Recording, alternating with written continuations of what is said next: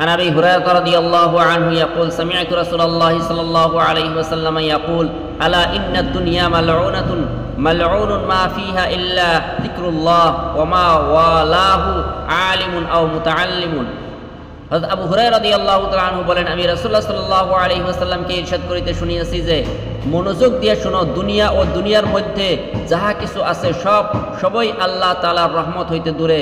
অবশ্যই আল্লাহ তাআলার জিকির এবং ওই সমস্ত জিনিস যাহা আল্লাহ তাআলা নিকটবর্তী করে, অর্থাৎ নেক আমল এবং আলেম ও তালেবে ইলম, এই সব জিনিস আল্লাহ তাআলার রহমত হইতে দূরে নয়। عن أبي بكر رضي الله عنه قال سمعت النبي صلى الله عليه وسلم يقول اغدوا عالما أو متعلما أو مستمعا أو محبا ولا تكن الخامسة فتهلك والخامسة أن تبغض العلم وأهله. আবু বকর রাদিয়াল্লাহু তাআলা আনহু বলেন, আমি রাসূলুল্লাহ সাল্লাল্লাহু আলাইহি ওয়াসাল্লামকে ইরশাদ করিতে শুনিয়াছি যে, তুমি হয়তো আলেম হও অথবা তালেবে ইলম হও অথবা মনোযোগ সহকারে ইলম শ্রবণকারী হও অথবা ইলম ও আমল আলেমদের মহব্বত করনেওয়ালা হও, এই চার ব্যতীত পঞ্চম প্রকার না, নতুবা ধ্বংস হইয়া যাবে। পঞ্চম প্রকার এই যে তুমি ইলম ও আলেমদের সহিত শত্রুতা পোষণ করো। عن ابن مسعود رضي الله عنه قال سمعت النبي صلى الله عليه وسلم يقول لا حسد إلا في اثنتين رجل آتاه الله مالا فسلطه على هلكته في الحق ورجل آتاه الله حكمة فهو يقضي بها ويعلمهما. হযরত ইবনে মাসউদ রাদিয়াল্লাহু তাআলা আনহু বলেন, আমি রাসূলুল্লাহ সাল্লাল্লাহু আলাইহি ওয়াসাল্লামকে ইরশাদ করিতে শুনিয়াছি যে, দুই ব্যক্তি ব্যতীত কাহারও সহিত হিংসা করা জায়েজ নাই, অর্থাৎ হিংসা করা যদি জায়েজ হইত তবে এই দুই ব্যক্তি এমন ছিল যে তাহাদের সহিত জায়েজ হইত। এক ওই ব্যক্তি যাহাকে আল্লাহ তাআলা ধন সম্পদ দিয়েছেন আর সে উহা আল্লাহ তাআলার সন্তুষ্টির কাজে খরচ করে। দ্বিতীয় ওই ব্যক্তি যাহাকে আল্লাহ তাআলা ইলম দান করিয়াছেন আর সেই ইলম অনুযায়ী ফয়সালা করে এবং অন্যকে উহা শিক্ষা দেয়। عن عمر بن الخطاب رضي الله عنه قال بين نحن عند رسول الله صلى الله عليه وسلم ذات يوم إذ طلع علينا رجل شديد بياض الثياب شديد سواد الشعر لا يرى عليه أثر الصفر ولا يعرفه منا أحد حتى جلس إلى النبي صلى الله عليه وسلم فأسند ركبتيه إلى ركبتيه ووضع كفيه على فخذيه فقال يا محمد أخبرني عن الإسلام. قال رسول الله صلى الله عليه وسلم الإسلام أن تشهد أن لا إله إلا الله وأن محمدا رسول الله وتقيم الصلاة وتؤتي الزكاة وتصوم رمضان وتحج البيت إن استطاع إليه سبيلا. قال صدقت. قال فعجبنا له ويسأله ويصدقه.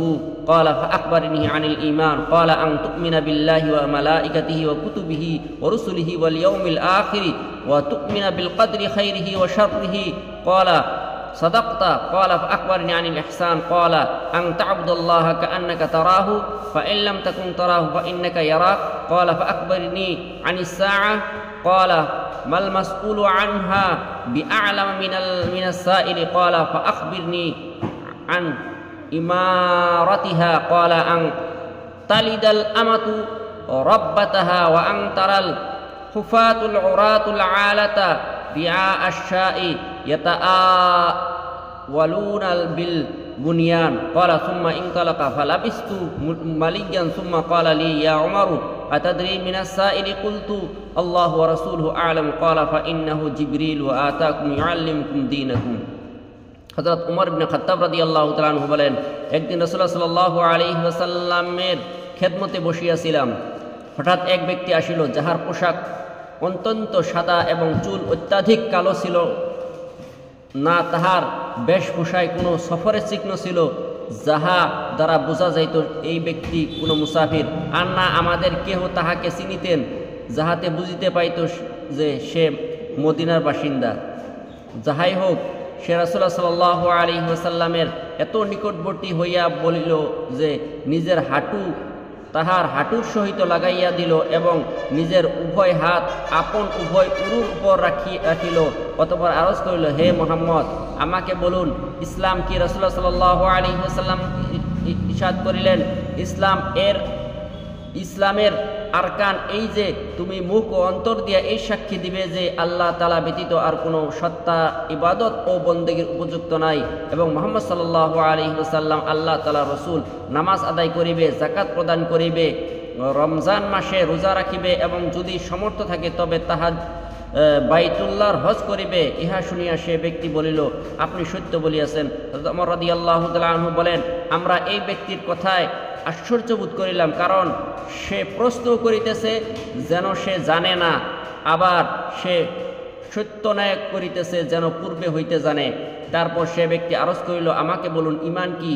তিনি ইরশাদ করিলেন, ঈমান এই যে তুমি আল্লাহ তাআলাকে, তাহার ফেরেশতাগণকে, তাহার কিতাবসমূহকে, তাহার রাসূলগণকে এবং কিয়ামতের দিনকে অন্তরের দ্বারা স্বীকার করো এবং ভালো মন্দ তকদিরের উপর বিশ্বাস রাখো।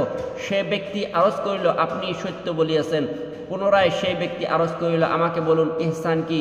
তিনি ইরশাদ করিলেন, ইহসান এই যে তুমি আল্লাহ তাআলার ইবাদত ও বন্দেগী এমনভাবে করো যেন তুমি আল্লাহ তাআলাকে দেখিতেছ, আর যদি এই অবস্থা নসিব না হয় তবে এতটুকু তো ধ্যান করো যে আল্লাহ তাআলা তোমাকে দেখিতেছেন। অতঃপর সে ব্যক্তি আরজ করিল, আমাকে কিয়ামত সম্পর্কে বলুন, কিয়ামত কবে আসবে? তিনি ইরশাদ করিলেন, এই ব্যাপারে উত্তরদাতা প্রশ্নকারী অপেক্ষা বেশি জানে, অর্থাৎ এ ব্যাপারে আমার ইলম তোমার অপেক্ষা বেশি নয়।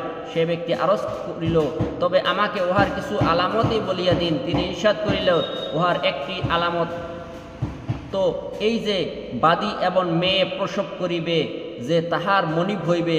আর দ্বিতীয় আলামত এই যে তুমি দেখিবে যে যাহাদের পায়ে জুতা নাই, শরীরে কাপড় নাই, গরিব সারানেওয়ালা, তাহারা বড় বড় দালান বানানোর ব্যাপারে একে অপরের হইতে অগ্রগামী হইবার চেষ্টা করিবে। ওমর রাদিয়াল্লাহু তাআলা আনহু বলেন, অতঃপর সে ব্যক্তি চলিয়া গেল। আমি কিছুক্ষণ অপেক্ষা করিলাম এবং আগত ব্যক্তি সম্পর্কে জিজ্ঞাসা করিলাম। তারপর রাসূলুল্লাহ সাল্লাল্লাহু আলাইহি ওয়াসাল্লাম নিজে আমাকে জিজ্ঞাসা করিলেন, ওমর, জানো কি এই প্রশ্নকারী ব্যক্তি কে ছিল? আমি আরজ করিলাম, আল্লাহ তাআলা ও তার রসুল ভালো জানেন। রাসূলুল্লাহ সাল্লাল্লাহু আলাইহি ওয়াসাল্লাম ইরশাদ করিলেন, তিনি জিবরাইল ছিলেন, তোমাদের নিকট তোমাদের দ্বীন শিক্ষা দেওয়ার জন্য আসিয়াছিলেন।